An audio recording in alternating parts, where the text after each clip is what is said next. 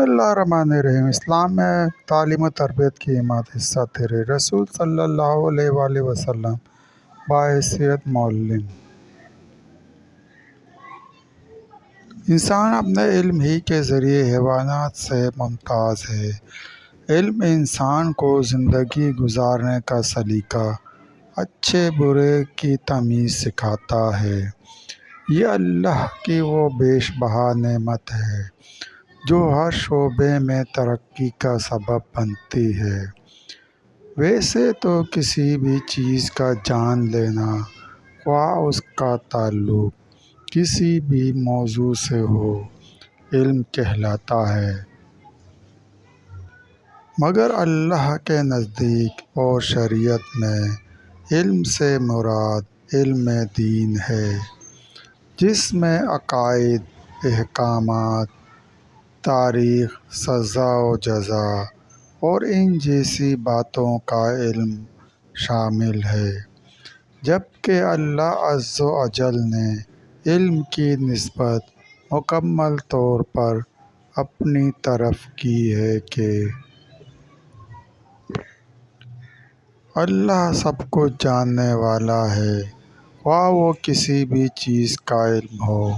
پھر اللہ نے اپنے علم میں سے ہر نبی کو علم دیا جو انہوں نے اپنی اپنی قوموں کو سکھایا، جبکہ آخر میں یہ علمی وراثت تاجدار دو جہاں صلی اللہ علیہ وآلہ وسلم کو ملی۔ یہ بات مسلم ہے کہ اللہ نے اپنے بعد سب سے زیادہ علم اگر کسی کو دیا تو وہ پیارے آقا رسول صلی اللہ علیہ وآلہ وسلم ہیں، اور یہ بات بھی مسلم ہے کہ انبیاء دنیا میں اللہ کے نمائندے اور قاصد ہوتے ہیں، جس کا ذکر گزشتہ آیات میں بھی آیا کہ اللہ نے حضرت آدم علیہ السلام کو اپنا خلیفہ کہا، اور یہ بات بھی روز روشن کی طرح واضح ہے کہ حضرت محمد مصطفیٰ صلی اللہ علیہ وآلہ وسلم تمام انبیاء کے سردار اور اللہ کو سب سے زیادہ عزیز ہیں۔ تو ان تینوں باتوں کو سامنے رکھتے ہوئے پورے یقین سے کہا جا سکتا ہے کہ اللہ کی طرف سے سب سے زیادہ علم سکھانے والے بھی ہمارے پیارے نبی صلی اللہ علیہ وآلہ وسلم ہیں۔ اسی بات کی طرف قرآن مجید میں کئی مقامات پر اشارہ ہے جن سے یہ بات سمجھ آ جاتی ہے کہ جناب رسول صلی اللہ علیہ وآلہ وسلم تمام معلمین کے سردار ہیں،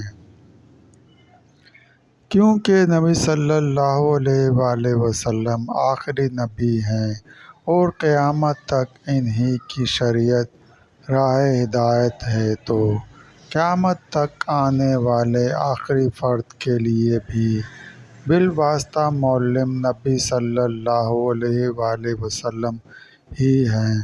خود رسول صلی اللہ علیہ وآلہ وسلم نے بھی اپنے معلم ہونے کی تصریح فرمائی ہے۔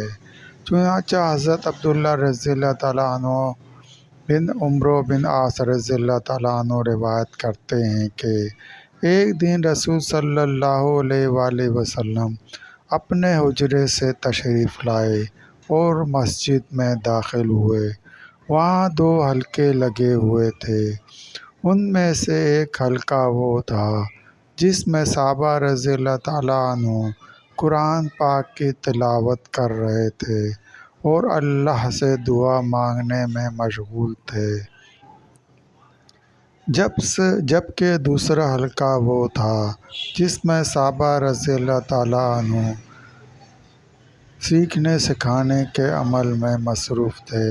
تو آپ صلی اللہ علیہ وآلہ وسلم نے ارشاد فرمایا، سب کے سب خیر پر ہیں، یہ پہلے حلقے والے قرآن مجید کی تلاوت اور اللہ سے دعا مانگنے میں مشغول ہیں۔ چاہے اللہ دے دے چاہے نہ دے۔ اور یہ دوسرے حلقے والے سیکھنے سکھانے میں مصروف ہیں۔ اور مجھے تو معلم ہی بنا کر بھیجا گیا ہے۔ بس آپ صلی اللہ علیہ وآلہ وسلم اسی دوسرے حلقے میں جا کر بیٹھ گئے۔ سنن ابن ماجہ۔ دوستو سلسلہ ابھی جاری ہے۔ مزید واقعہ سننے کے لیے چینل کو سبسکرائب کریں اور گھنٹی کے نشان کو لازمی پریس کریں۔ لائک کریں، شیئر کریں۔ دوستو ویڈیو دیکھنے کا شکریہ۔